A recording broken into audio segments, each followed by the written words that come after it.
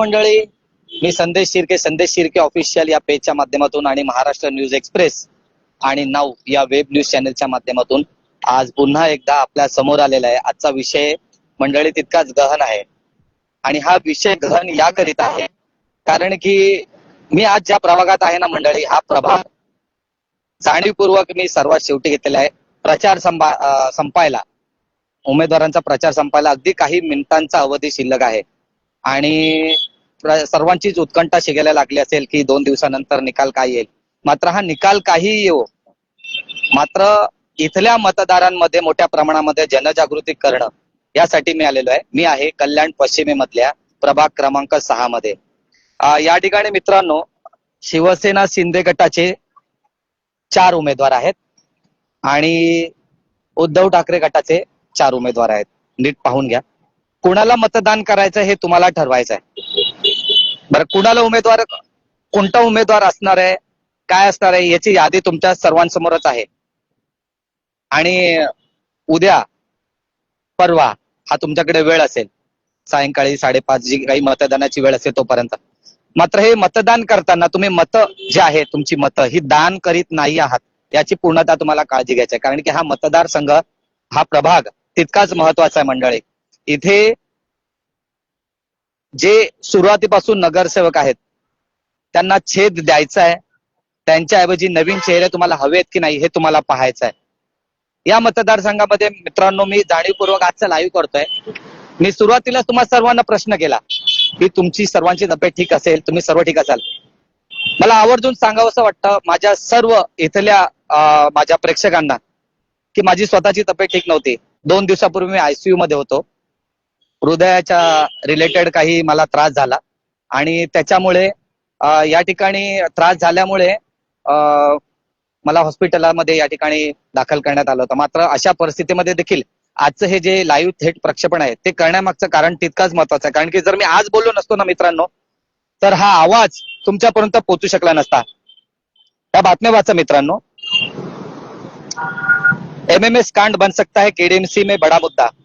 ही दैनिक भास्करची बातमी आहे, लोकसत्ता मधली बातमी आहे. कल्याण मध्ये शिवसेना दाखल बदलू पदाधिकाऱ्याच्या MMS ची चर्चा. इथे ना अत्यंत वादग्रस्त असे जे उमेदवार आहेत ना ते उभे आहेत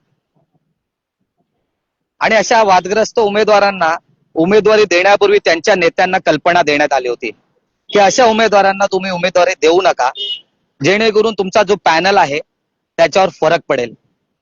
मात्र कसं असतं की कोणाचे राजकीय संबंध कोणत्या पक्षाशी कधी जोडले जातील याची खात्री नसते.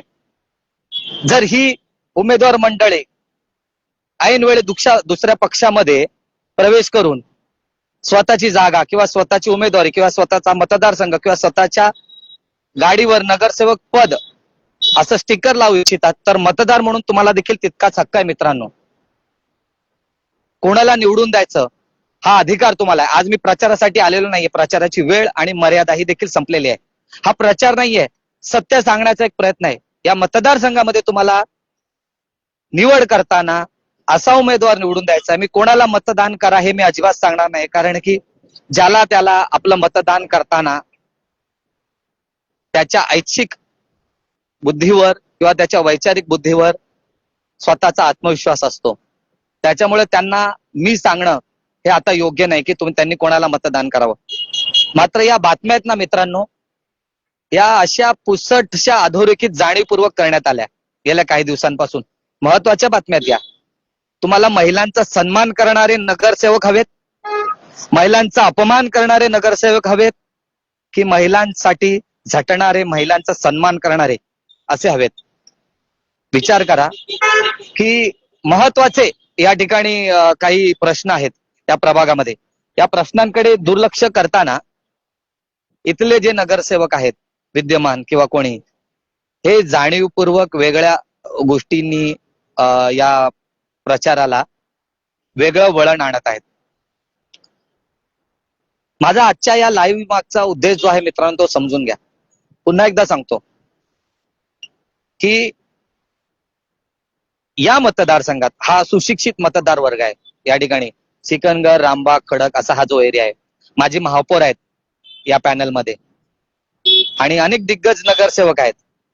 आणि यांचे संवेद जर असे ज्यांच्याबद्दल चर्चा संपूर्ण शहरात आहे, संपूर्ण शहरात असताना याच्या व्यतिरिक्त केवळ शहरातच नाही तर पदाधिकाऱ्यांमध्ये देखील चर्चा आहे, आणि अशी व्यक्ती फक्त तिकिटासाठी एखाद्या दुसऱ्या पक्षात जातात आणि 10 वर्ष 15 वर्ष आपण एखाद्या पक्षाशी इमान इतबारे कसं काम केलं हे लोकांसमोर पटवून देतात, त्यावेळेला निश्चितच हे हास्यास्पद ठरतं. त्याचं कारणही तसंच आहे, कारण की जी व्यक्ती 15 वर्ष एखाद्या पक्षाशी एकनिष्ठ राहिली असं सांगते, ती पुढच्या 5 वर्षात तुमच्याशी एकनिष्ठ राहील का, हा सर्वात मोठा प्रश्न आहे. बरं, याची कुठली गॅरंटी आहे का? नाही. काल परवा एखाद्या पक्षात असणारा व्यक्ती आदल्या रात्री दुसऱ्या पक्षाचं तिकीट घेतो, त्या पक्षातून उमेदवारी लढवतो आणि तुमच्या जवळ येऊन मतदान मागतो. तुम्ही पाहताय कल्याण डोंबिवलीमध्ये बिनविरोध निवडणुका झाल्यात. बिनविरोध निवडणुका झाल्यानंतर सर्वात मोठं उदाहरण माझे परिचित आहेत, माझे मित्र मनोज घर, त्यांचंच म्हणा, भाजपमध्ये गेले ऐन वेळेस. म्हणजे हे जे काही राजकारण चाललंय ना मित्रांनो, हे नीट पारखून बघा. तरुणाईने विशेषतः हे सर्व बघितलं पाहिजे की तुम्ही कोणाला मतदान करताय. मतदान करू नका. मत जे आहे ते योग्य ठिकाणी वापरायचं आहे तुम्हाला. एका पॅनलमध्ये 4 उमेदवार आहेत, तुम्हाला अ ब ड ऑप्शन्स आहेत. कुठल्याही मतदाराला तुम्हाला मत करता येणार आहे. तुमच्यावर कोणीही जबरदस्ती करू शकत नाहीये. हा देश संविधानावर चालणार आहे. हा देश हा कायद्यावर चालणार आहे. इथे कायद्याचीच भाषा चालते मित्रांनो. आज मला हे जे बोलण्याचं स्पीच दिलंय, फ्रीडम ऑफ स्पीच, हे डॉक्टर बाबासाहेब आंबेडकर आणि त्यांच्या सहयोगी जे होते संविधान लिहिताना, या सर्वांच्या संविधानाने दिलेला आहे. आणि त्याच संविधानाने आपल्याला अधिकार देखील दिलेला आहे मित्रांनो, की हा लोकशाहीचा उत्सव आहे ना, मतदान प्रक्रिया, हिला आपल्याला आपल्या पद्धतीने निर्विघ्नपणे पार पडायचा आहे आणि आपल्या हक्काचा उमेदवार आपल्याला निवडून आणायचा आहे. नगरसेवक या शब्दाचा सर्वात पहिला अर्थ मी तुम्हाला सांगतो. नगरसेवक म्हणजे नागरी सुविधा देणारा सेवक, म्हणजे तुमच्या नगराचा सेवक, तुमच्या प्रभागाचा सेवक. त्याला दादा, भाई, साहेब, शेठ हे ज्या वेळेला तुम्ही म्हणता ना, त्यावेळेला तुम्ही स्वतःच कमीपणा घेतलेला असतो. तो तुमचा सेवक असतो, तुमची सेवा करण्यासाठी असतो, तुम्हाला सर्व सोयी सुविधा पुरवण्यासाठी तो एक माध्यम असतो. लोकप्रतिनिधी म्हणून, तुमच्या प्रभागाचा लोकप्रतिनिधी म्हणून तो महापालिकेकडे तुमच्या समस्यांचा पाठपुरावा करणारा असतो. आणि असा व्यक्ती जर निवडून देताना जर तुम्ही कुठेही थोडासा अपवाद बाळगला किंवा कुठेही घाबरून तुम्ही मतदान केलं, बाबा परिचित आहे, कुठे जात पात पाहिली, कुठे शिक्षणाचा तुम्ही बोध नाही घेतला, कोणाच्या बॅकग्राऊंड नाही पाहिलं, तर अशा वेळेला ना पुढची 5 वर्ष केवळ तुम्हाला आहे ना हाताची बोटं मोडण्या पलीकडे तुम्हाला कोणताही पर्याय उपलब्ध राहणार नाही. बरं मित्रांनो, मतदान कोणाला करायचं, आता तुम्ही असं म्हणाल की मी एवढं सगळं सांगतो, एकाच व्यक्तीबद्दल माझा रोष नाहीये. अनेक प्रभाग आहेत मित्रांनो. अनेक प्रभागामध्ये अशा पद्धतीचे जे उमेदवार आहेत ते आहेत. बॅकग्राऊंड बघा, कोणी बलात्कारी आहे, कोणी गुंड प्रवृत्तीचे आहेत. कल्याण डोंबिवली हे सुशिक्षितांचं शहर आहे आणि या शहरामध्ये सुशिक्षित असल्याचा आपण अभिमानाचा बारूद बाळगतो, बिरुद माफ करा. आणि अशा वेळेला जर आपण एखादा उमेदवार जो आहे तो जर आपण योग्य निवडून नाही दिला, तर संपूर्ण महाराष्ट्रभर काय चिन्ह जायचंय ते आधीच गेलेलं आहे, याच्या पुढेही जाईल. कारण की बिनविरोध निवडणुका ज्या झाल्या ना आपल्याकडे, याच्यामध्ये आपण जवळपास 20 उमेदवार निवडून दिलेत. मला माहिती आहे अनेकांना इच्छा होती की या ठिकाणी त्यांनी मतदान करावं, मात्र तुम्हाला माहिती आहे की शेवटी काय खेळ झाला. आणि बिनविरोध निवडणुका ज्या आहेत त्यांच्या संदर्भामध्ये निवडणूक आयोगाने कोणताही निकाल न देता उमेदवारांनी स्वतःची विजयी उमेदवार असल्याची घोषणा देखील केली. आता आपल्याला काय करायचं आहे, या पुढच्या 12 ते 24 तासांमध्ये प्रत्येक उमेदवाराचा अभ्यास करा मित्रांनो, त्याचा बॅकग्राऊंड तपासा. तो माझ्या जातीचा आहे म्हणून मी त्याला मदत करतो, ही भावना जी आहे ती मनातून सर्वात प्रथम काढून टाका.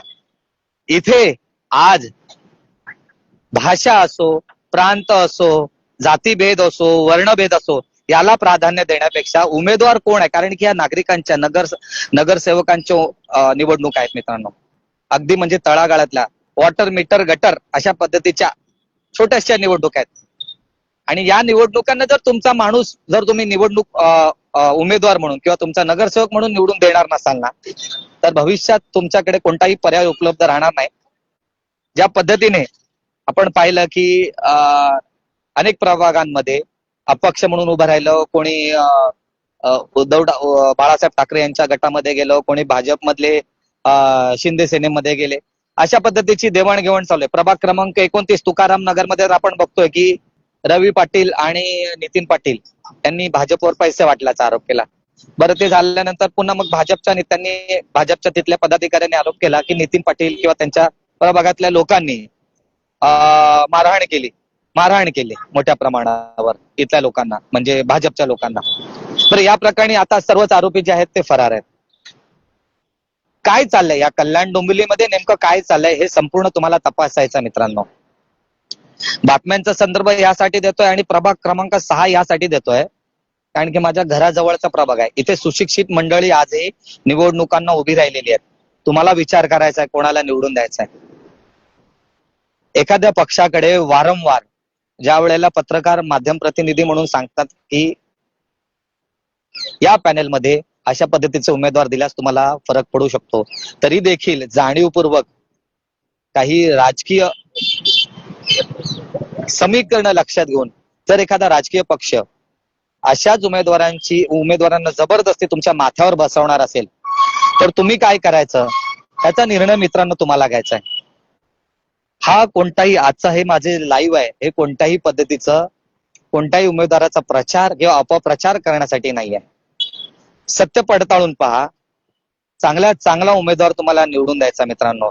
सुशिक्षित उमेदवार निवडून द्यायचा, त्याचा घर बघा, त्याचं घराणं बघा, शिकलेला आहे की अशिका, खरोखरच तुमच्या कामाचा आहे का हे बघा. तुमच्या एका कॉलवर तुम्हाला फोन रिसिव्ह करतोय का हे बघा. मित्रांनो, पैशांचा खेळ आहे. या निवडणुकांमध्ये आम्हाला कधीही वाटलं नव्हतं की 5-5 करोडचा व्यवहार होईल, कारण की सुरुवातीला, आता मला 20 वर्ष झाली साधारणतः पत्रकारितेमध्ये, पण इतक्या 20 वर्षामध्ये आम्ही नगरसेवक पदाच्या निवडणुकांमध्ये कधीच इतक्या मोठ्या प्रमाणावर 5-5 करोड रुपये इतका व्यवहार झाल्याचं कधी ऐकलं नव्हतं. आजच्या तारखेला ना मित्रांनो, इतक्या मोठ्या प्रमाणावर हे पैशांचे व्यवहार होत आहेत आणि ते पण उघडपणे. तुम्ही बघता, आता मी पुन्हा तुकाराम नगरकडे येतो की त्या ठिकाणी आहे ना पैसे वाटले, 30-40 हजार रुपये सापडले. कोणी असंही म्हणू शकतं की शिवसेनेच्याच उमेदवारांनी भाजपच्या उमेदवारांच्या खिशात पैसे टाकले किंवा त्यांचीच माणसं होती. कोणी असंही म्हणू शकतं की भाजपच्या उमेदवारांनी त्यांना मारहाण केली शिवसेनेवाल्यांना आणि त्याच्यामुळे हे सगळं एकमेकांच्या विरोधात हे राजकीय वैर जे आहेत ते या ठिकाणी हे लोक समोर आणतात. मात्र आपला भाग हा नाहीये. आपला भाग काय आहे? निवडणुकांची मतपेटी, बॅलेट बॉक्स. त्या बॅलेट बॉक्सवर जे ऑप्शन आहेत नीट वाचा. कुठल्या पक्षांनी आजपर्यंत तुम्हाला काय दिलं, कुठल्या पक्षांनी मराठीसाठी काय केलं, कुठल्या पक्षांनी मराठीची अस्मिता जपण्यासाठी काय केलं, कुठल्या पक्षांनी जातीभेद मिटवण्यासाठी काय केलं, कुठल्या पक्षांनी तुमच्या प्रभागातल्या समस्या सोडवल्या, कुठल्या उमेदवारांनी तुमच्या प्रभागाच्या समस्या सोडवल्या, तुमच्या प्रत्येक अडीअडचणीला कामाला आला, हे सर्व बघायचं मित्रांनो. आणि हे सर्व बघत असताना तुम्हालाच नाही, मला, आपल्या सर्वांना एक चांगला लोकप्रतिनिधी जो आहे तो प्रत्येक प्रभागातून निवडून द्यायचा आहे. आणि यासाठीच आजचं हे फेसबुक लाईव्ह आहे मित्रांनो. आता 5 वाजून गेलेले आहेत. प्रचाराच्या तोफा, राजकीय तोफा सर्वत्र थंडावलेल्या आहेत. आणि असं असताना मी जाणीवपूर्वक या शेवटच्या टप्प्यामध्ये आजचे फेसबुक लाईव्ह करतोय. निवडणूक आयोगाच्या संपूर्ण नियमांना अनुसरून माझा हा आजचा कोणताही लाईव्ह नाहीये. त्यांना विरोध करून मी नियमांच्या अनुषंगानेच लाईव्ह करतोय हे आजचं फेसबुक लाईव्ह. आणि हे फेसबुक लाईव्ह करण्याचा मागचा उद्देश आहे की जनजागृती. आणि ही जनजागृती शेवटच्या क्षणापर्यंत आम्हाला करायचंय. कुठल्या उमेदवाराला मतदान करायचंय नाही करायचंय हा निर्णय तुम्हाला घ्यायचा आहे.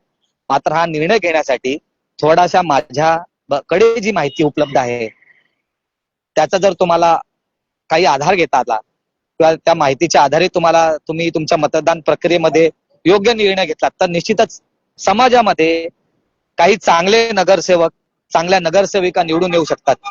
कुणाच्याही दबावाला बळी पडू नका मित्रांनो. योग्य त्या व्यक्तीला मतदान करा.